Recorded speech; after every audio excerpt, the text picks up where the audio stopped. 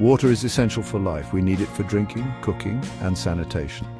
In buildings and campuses, a reliable water supply system is crucial for the health and well-being of occupants.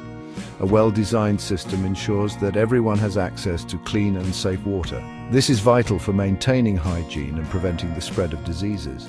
Beyond health, water supply systems are also critical for the integrity of infrastructure. Water is used in various building systems, including heating, cooling, and fire suppression. A consistent water supply ensures that these systems function properly. This prevents costly repairs and disruptions. Furthermore, sustainable water management is becoming increasingly important.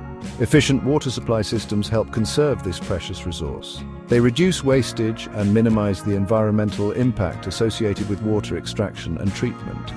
Finally, regulatory compliance is another important aspect of water supply systems. Building codes and regulations set standards for water quality, pressure, and usage.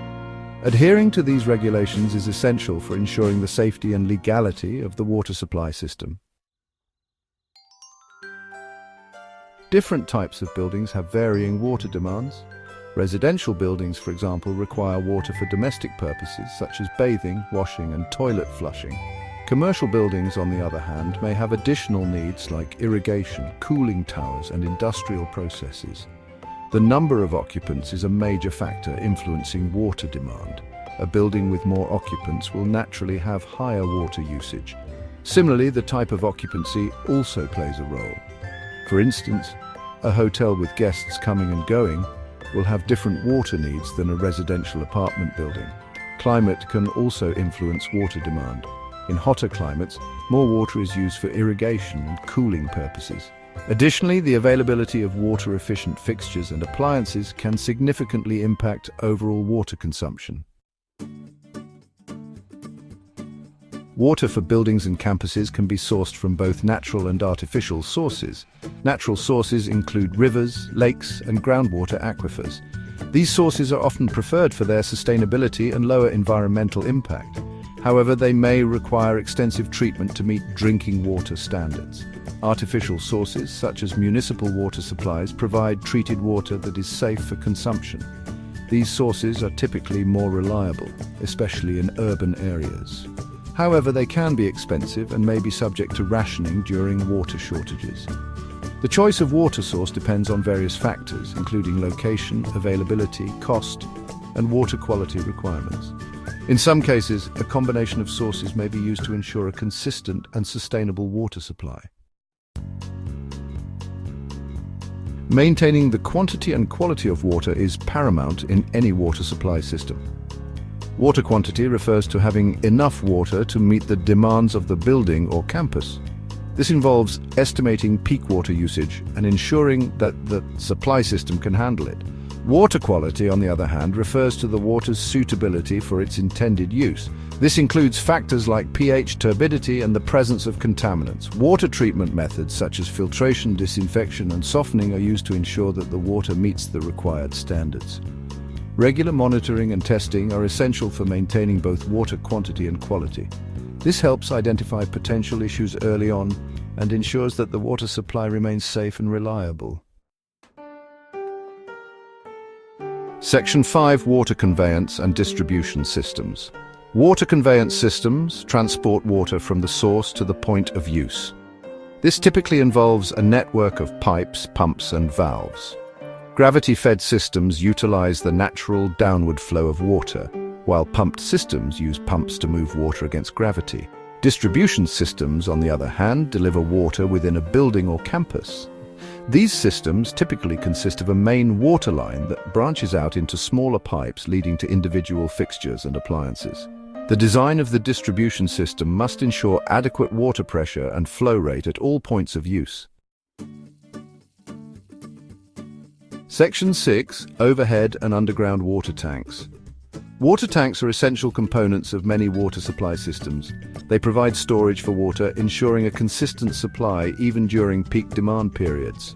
Overhead tanks, as the name suggests, are located above the ground, often on rooftops. They utilize gravity to deliver water to the distribution system. Underground tanks, on the other hand, are buried below ground level. They offer advantages such as space saving and aesthetic appeal. However, they require pumps to lift the water to the point of use. Both overhead and underground tanks require regular inspection and maintenance. This includes cleaning, checking for leaks, and ensuring proper functioning of associated equipment like pumps and valves. Section 7. Fittings and accessories in water supply systems. Water supply systems utilize various fittings and accessories to control the flow, pressure, and temperature of water.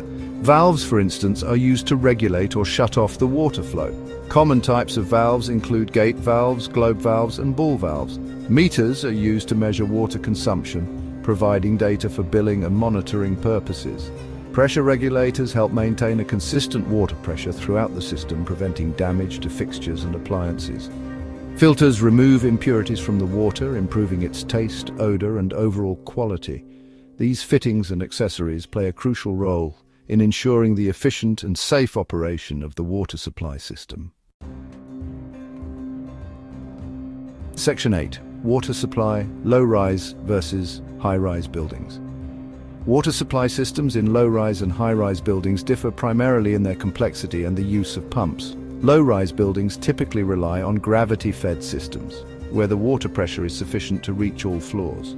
However, in high-rise buildings, the height difference between the water source and the upper floors necessitates the use of pumps.